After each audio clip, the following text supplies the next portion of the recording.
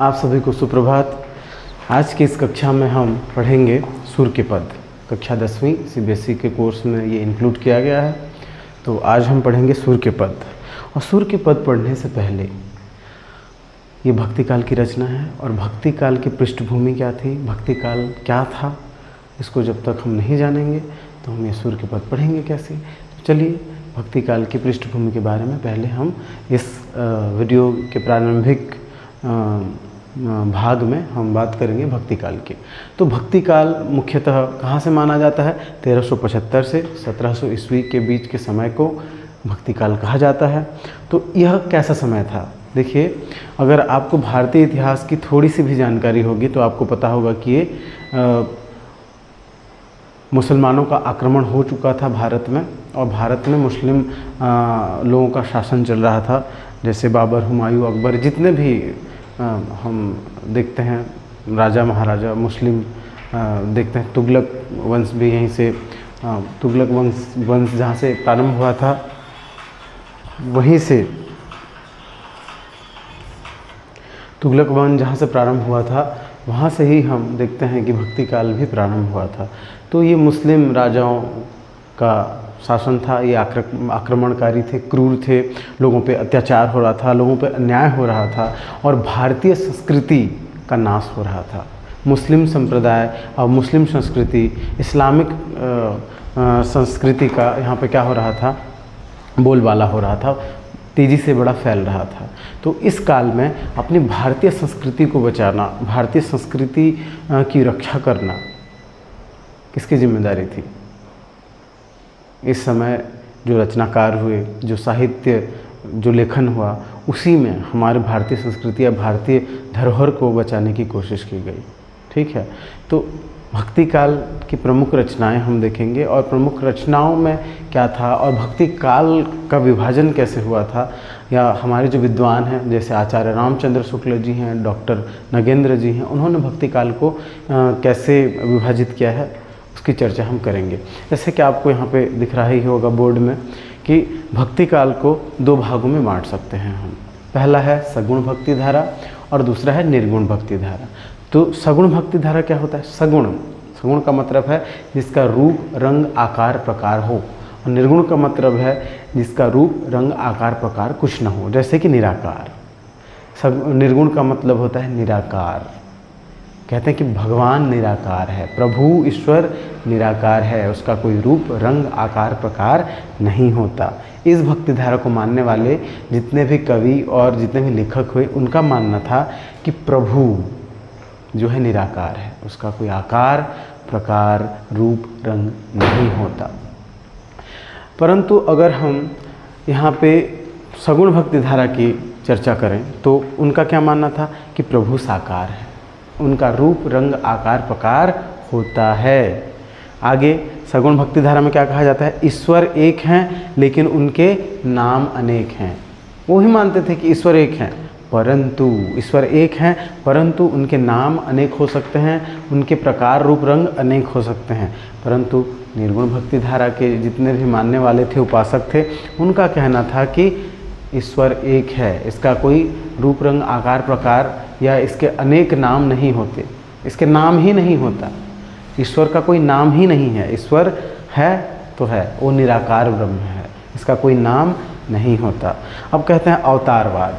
सगुण भक्ति धारा के कवियों का मानना था कि जो परम ब्रह्म है, जो ईश्वर हैं, वो समय समय पर क्या करते हैं? इस धरती पर अवतरित होते हैं, अवतार लेते हैं, जन्म लेते हैं इस धरती का, इस पृथ्वी का कल्याण करने के लिए। ठीक है, जैसे कि कौन? कृष्ण हुए, राम हुए। ये एक भगवान विष्णु के या प्रभु के दो अवतार ही तो हैं, कृष्ण अवतार और क्या कहना चाहिए, राम जी के अवतार। तो इन सभी को अवतार माना गया है। ठीक है, किसमें? सगुण भक्ति धारा में कहते हैं कि प्रभु अवतार लेते हैं। लेकिन निर्गुण भक्ति धारा के लोगों का कहना था कि भगवान कुछ अवतार नहीं लेते, प्रभु एक है, अनंत है, असीमित है, जिसका कोई रूप, रंग, आकार, प्रकार, कोई नाम नहीं है, न तो अवतार लेते हैं। ठीक है, इनके हिसाब से वो मनुष्य बनकर धरती पर जन्म लेते हैं, अवतार लेते हैं, मनुष्य बनकर, भगवान मनुष्य बनकर धरती पर जन्म लेते हैं, लेकिन इनके हिसाब से कोई अवतार नहीं होता है। सगुण भक्ति धारा में मूर्ति पूजा करना, मंदिर जाना, मस्जिद जाना, तीर्थ यात्रा करना, इन सभी चीज़ों पर जोर दिया जाता है, इन सभी चीज़ों की बात की जाती है। परंतु निर्गुण भक्ति धारा में क्या कहते हैं, ये सब चीज़ किसी काम का नहीं है। मूर्ति पूजा, तीर्थ यात्रा, मंदिर मस्जिद जाना, ये सब व्यर्थ है, इससे प्रभु की प्राप्ति नहीं हो सकती। तो भक्ति का मतलब है ईश्वर की उपासना करना, ईश्वर की उपासना करना, ईश्वर की पूजा करना। और लोग उस समय पे ईश्वर की पूजा या उपासना दो तरीके से करते थे, पहला था सगुण और दूसरा था निर्गुण। तो दोनों में अलग अलग मत हैं और अलग अलग कवि भी हुए और रचनाकार भी हुए। जैसे सगुण भक्ति धारा को हम फिर से दो शाखाओं में बांट सकते हैं, जैसे कि राम मार्गी और एक है कृष्ण मार्गी। राम मार्गी का मतलब है प्रभु राम जी की उपासना करने वाले, उनके बारे में लिखने वाले। उनमें से प्रमुख हैं तुलसीदास जी, जिन्होंने रामचरितमानस की रचना की है। रामायण नहीं कहोगे, रामायण आदि कवि वाल्मीकि जी ने लिखा है जो संस्कृत भाषा में है, और तुलसीदास जी ने लिखा है रामचरितमानस जो अवधी भाषा में है। ठीक है, अब देखते हैं कृष्ण मार्गी शाखा में भगवान कृष्ण की उपासना करने वाले, उनके लीलाओं की गाथा लिखने वाले हैं श्री वल्लभाचार्य, जो सूरदास जी के गुरु भी थे। और सूरदास जी और अष्टछाप के कवि, अष्टछाप एक कहना चाहिए संप्रदाय का नाम है, एक वल्लभ संप्रदाय में आते हैं अष्टछाप के कवि। तो अष्टछाप क्या होता है, एक समूह है, एक संगठन है जिसमें 8 कवि हैं जो कृष्ण जी की लीलाओं के बारे में रचना करते हैं। तो अष्टछाप के कवियों में हम कह सकते हैं कुंभन दास, सूरदास, नाभादास, नंददास, चतुर्भुज दास, गोविंद दास, अछित स्वामी, ये सारी आप परमानंद दास, ये आपको मिलेंगे 8 कवि, जिसमें सूरदास प्रमुख हैं, सूरदास जिसमें प्रमुख हैं। ठीक है, चलिए चलते हैं सगुण भक्ति धारा हमने देख लिया। और निर्गुण भक्ति धारा में क्या होता है, निर्गुण भक्ति धारा को भी 2 भागों में विभाजित किया गया है, प्रेम मार्गी, ज्ञान मार्गी। प्रेम मार्गी में आते हैं ऐसे कवि जो मानते हैं कि प्रेम के द्वारा प्रभु की प्राप्ति हो सकती है, ईश्वर से प्रेम कीजिए और प्रभु की प्राप्ति हो सकती है, ईश्वर की प्राप्ति हो सकती है। इसमें से प्रमुख कवि हैं जायसी, जिनका पूरा नाम था मलिक मोहम्मद जायसी, जिनकी एक रचना है पद्मावत। और इसी पद्मावत महाकाव्य से पद्मावत बॉलीवुड का एक पिक्चर भी बना है, एक फिल्म भी बना है। ठीक है, पद्मावत, तो इन्हीं के उस महाकाव्य से वो लिया गया था। ज्ञान मार्गी में क्या कहते हैं कि ज्ञान की प्राप्ति हो जाए, अगर तुम इतना ज्ञानी हो जाओ, इतना ज्ञान तुम में समा जाए कि तुमको ईश्वर मिल जाए, मीन्स ज्ञान के द्वारा भी प्रभु की प्राप्ति हो सकती है। तो इसमें आता है कबीरदास जी, गुरु नानक देव जी, नामदेव जी। तो कबीरदास इसमें से प्रमुख हैं। ठीक है, तो पहले बता दूं इनके गुण क्या क्या थे, हम फिर एक बार देख लेते हैं। सगुण में साकार, कहते हैं कि भगवान का रूप रंग आकार प्रकार होता है, और इसमें ईश्वर एक है परंतु उनके रूप रंग और नाम अनेक हो सकते हैं। ईश्वर या प्रभु धरती पर समय समय पर मनुष्य रूप में अवतार लेते हैं, मनुष्य रूप में जन्म लेते हैं। ठीक है, और यहाँ पे मूर्ति पूजा पे जोर दिया जाता था, मंदिर जाना, मूर्ति पूजा करना, मस्जिद जाना, तीर्थ यात्राओं का दर्शन करना, ये सगुण भक्ति धारा के कवियों का मानना था। वो इसको इस तरह से प्रभु की उपासना करते थे। वो कहते थे कि इसी प्रकार से प्रभु की प्राप्ति हो सकती है। परंतु इनसे पूरी तरह से विपरीत कौन थे, निर्गुण धारा के उपासक। वो कहते थे कि प्रभु का आकार प्रकार कुछ नहीं होता, वो निराकार ब्रह्म है, कभी अवतार नहीं लेता, वह एक है, उसके नाम कोई, उनका नाम ही नहीं है तो नाम उसके अनेक क्या होंगे, उसका कोई नाम रूप रंग आकार प्रकार नहीं है, निराकार है। ईश्वर एक है और प्रभु कोई अवतार नहीं लेते, मनुष्य रूप में जन्म इस धरती पर नहीं लेते। मूर्ति पूजा, तीर्थ यात्रा, यह सब जाना, मस्जिद जाना, यह सब व्यर्थ है। अगर आपको पता हो तो कबीरदास जी की कुछ पंक्तियाँ, कुछ दोहे मुझे अभी भी याद हैं। तो निर्गुण भक्ति धारा के थे कबीरदास जी, तो वो क्या लिखते हैं सुनिए। पोथी पढ़ी पढ़ी जग मुआ, पंडित भया न कोय, ढाई आखर प्रेम के पढ़े सो पंडित होय। और एक रचना है काकर पाथर जोरी के मस्जिद लिए चुनाए, ता चढ़ी मुल्ला बांग दे क्या बहिरा हुआ खुदाए। माला फेरत जुग गया मिटा न मन का फेर, कर का मन का डारी के मन का फेर। तो आप इन पंक्तियों को सुनिए, वो कह क्या रहे हैं। ये विरोध कर रहे हैं सगुण भक्ति धारा का। कहते हैं कि पोथी पढ़ी पढ़ी जग मुआ, पंडित भया न कोय, ढाई आखर प्रेम के पढ़े से पंडित होए, काकर पाथर जोरी के मस्जिद लिए चुनाए, ता चढ़ी मुल्ला बांग दे क्या बहिरा हुआ खुदाए, माला फेरत जुग गया मिटा न मन का फेर, कर का मन का डारी के मन का फेर। इन पंक्तियों का अर्थ, जैसे एक पंक्ति ले लेते हैं, अंतिम पंक्ति कहते हैं कि एक सगुण भक्त था, माला नाम की जाप करते हैं, हे राम हे कृष्ण हे श्याम, माला फेरते हैं ना गांव में दादा दादी लोग पुराने ज़माने के, माला पकड़ के माला फेरत जुग गया, माला फेर फेर के माला फेरते हुए नाम लेते हैं, उसको करते करते जुग या कितने साल बीत गए, मिटाना मन का फेर, मन से अशुद्धि गई नहीं, मन में जो विकृतियाँ थी वो गई नहीं, कर का मन का डारी के, बोलते हाथ में जो तुम्हारा क्या है, जो आप माला फेर रहे हो उसको रख दो साइड में, ठीक है, मन का फेर कि मन में प्रभु को कल्पना कीजिए, मन ही मन में प्रभु का सुमिरन कीजिए, ध्यान कीजिए, मेडिटेशन कीजिए, प्रभु की प्राप्ति होगी। ये हाथ में राम राम श्याम श्याम करने से कुछ नहीं होगा, नाम जपने से कुछ नहीं होगा। ये किसका हम विरोध कर रहे हैं? सगुण भक्ति धारा का। ऐसे ही रचनाएं लिखी गई हैं भक्ति काल में। तो ये हम भक्ति काल की पृष्ठभूमि देख चुके हैं। अब आते हैं ये भ्रमर गीत क्या है, ठीक है। तो भ्रमर गीत क्या है इसको जानना अत्यावश्यक है। भ्रमर गीत, उपालंभ काव्य, कुछ शब्द में अभी या कुछ टर्म्स अभी मैं वर्णन करने की कोशिश करूंगा। जैसे देखते हैं यहाँ पे, देखिए क्या है, भ्रमर गीत और उपालंभ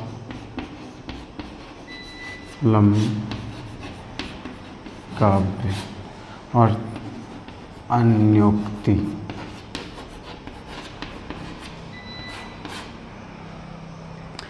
भ्रमर गीत क्या है?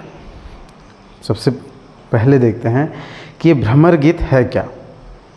भ्रमर यानी भौरा, भ्रमर यानी भौरा। भौरा क्या, भौरा की विशेषता क्या है? एक फूल से दूसरे फूल, दूसरे फूल से तीसरे फूल वो क्या करता है? रस लेने जाता है, रस इकट्ठा करता है कि नहीं, ठीक है। तो यहाँ पे ऐसे काव्य जहाँ पे भगवान श्री कृष्ण को भ्रमर कहा गया है। मीन्स भ्रमर क्यों कहा गया है? आप सभी को पता होगा कि जब जो कृष्ण है मथुरा चले जाते हैं गोपियों को छोड़कर, ठीक है, तो गोपियाँ बहुत ही दुखी हो जाती हैं, ठीक है, क्योंकि कृष्ण के अनन्य प्रेमी थे, ठीक है, और कृष्ण से बहुत प्रेम करते थे। तो अब इतना प्रेम था, इतनी विरह वेदना थी, उनसे बिछड़ जाने का इतना दुख था कि वो भगवान श्री कृष्ण को भौरा से तुलना करते हैं। कहते हैं कि हमको छोड़ गए, हम भी तो फूल, जैसे भौरा एक फूल को छोड़कर दूसरे फूल चला जाता है, वैसे ही हम फूलों को छोड़कर किन्हीं और फूलों के पास आप चले गए। अब श्री कृष्ण की तुलना भौरों से की गई है। और जब जब भी श्री कृष्ण को उलाहने दिए गए हैं, उलाहना समझते हैं आप? उलाहना मीन्स कहना चाहिए उपालंभ। उपालंभ क्या होता है? मीन्स उनके ऊपर व्यंग करना, व्यंग करना उनके ऊपर, ठीक है, कि कृष्ण के ऊपर। और व्यंग करने पर वो चाहते थे कि शायद वो वापस आ जाएं, व्यंग करके उनका मजाक उड़ाया जाए श्री कृष्ण का, ताकि वो इसको सुने और ऐसा हो कि वो मेरा व्यंग हो रहा है करके हमारे पास वापस आ जाए, ठीक है। उपालंभ काव्य को हम जब तक नहीं समझेंगे आप इस बात को नहीं समझेंगे। तो चलो देखो उपालंभ काव्य क्या है। उपालंभ काव्य होता है कि नायक, एक है नायक, एक है नायिका, और क्या कहना चाहिए, और नायिका की सखियां हैं, ठीक है। तीन पात्र हैं इसमें, नायक, नायिका और सखी। तो नायक इसमें आप कृष्ण मान लो, और नायिका इसमें आप मान लो राधा जी को, और सखियां कौन हैं? गोपियां, ठीक है।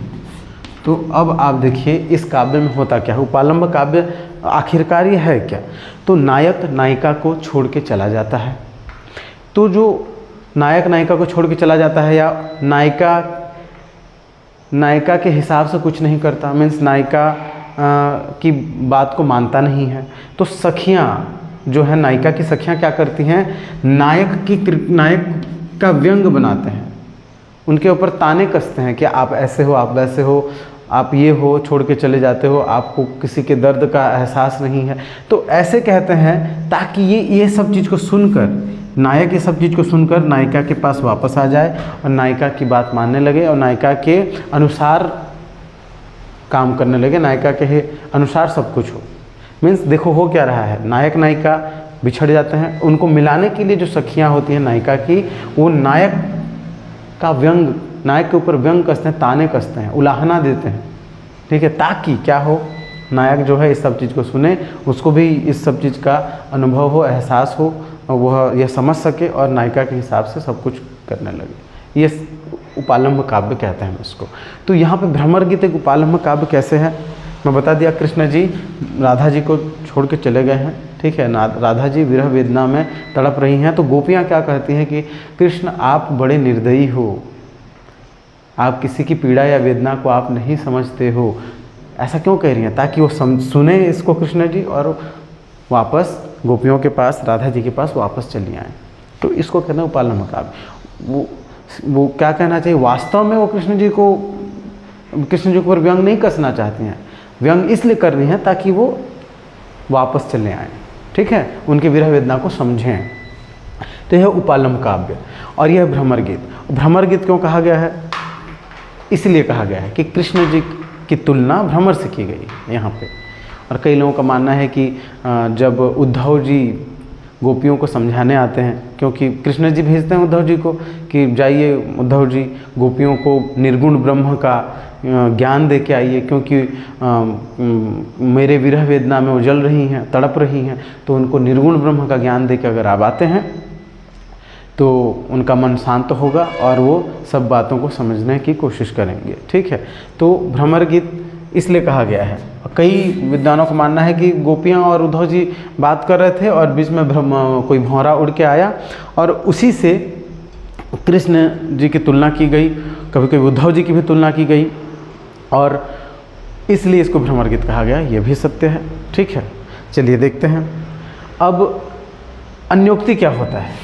अन्योक्ति मीन्स किसी को कोई बात सीधे तरीके से न कहकर, सीधे न कहकर उसको घुमा फिरा के बात करना। जैसे यहाँ पर अन्योक्ति क्या हुआ, सीधे तरीके से तो कृष्ण को नहीं कह रहे हैं ना, सीधे तरीके से नहीं कह रहे हैं कि कृष्ण आप ऐसे हो निर्दयी, उसको भौरा की उपमा देकर भौरे से तुलना कर कर कहा जा रहा है। सीधे बात ना करना, अन्य उक्ति किसी और के लिए कहा जाना और किसी और के लिए उसका मतलब निकलना, ठीक है। यहाँ पे भौरे को कहा जाता है कि भौरा एक फूल को छोड़कर दूसरे फूल पे चला जाता है।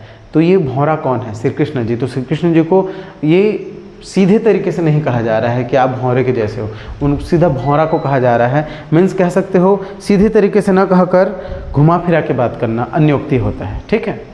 अब देखते हैं अन्योक्ति का एक उदाहरण दो। माली आवत देख कर कलियन करे पुकार, फूले फूले सब चुन लिए, काल हमारी बार।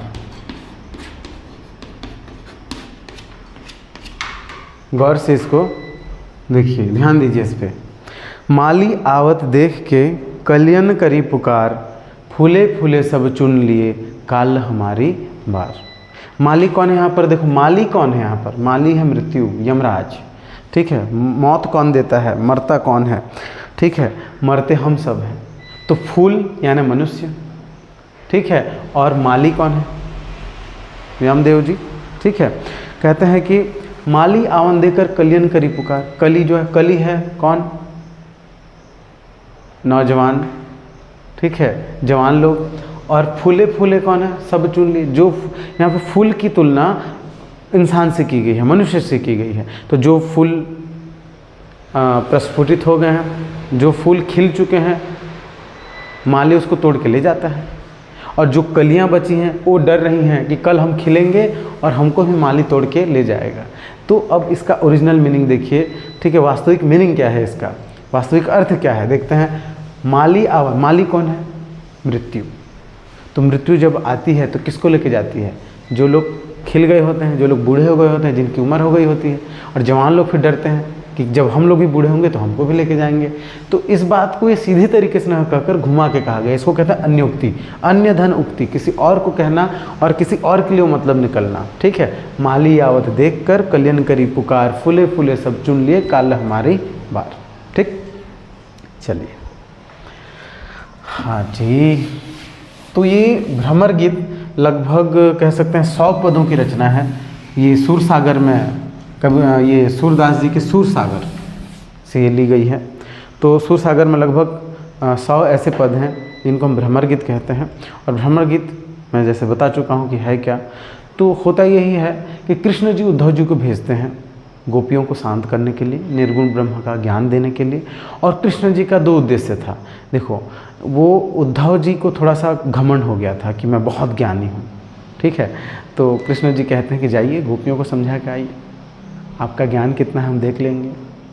और एक और उद्देश्य था कि गोपियों को भी समझाना था कि देह प्रेम में कुछ नहीं है, शारीरिक प्रेम में कुछ नहीं है, प्रभु तो एक है, ईश्वर तो एक है। प्रेम करें तो ईश्वर से करें, किसी के देह, किसी के शरीर से क्या करना, क्योंकि शरीर तो नश्वर है, शरीर तो एक दिन ख़त्म हो जाएगा। ठीक है। जो जवान है कल बूढ़ा हो जाएगा, शरीर भद्दा लगने लगेगा, गंदा दिखेगा। तो इस शरीर से क्या प्रेम करना, प्रेम तो उस ईश्वर से कीजिए।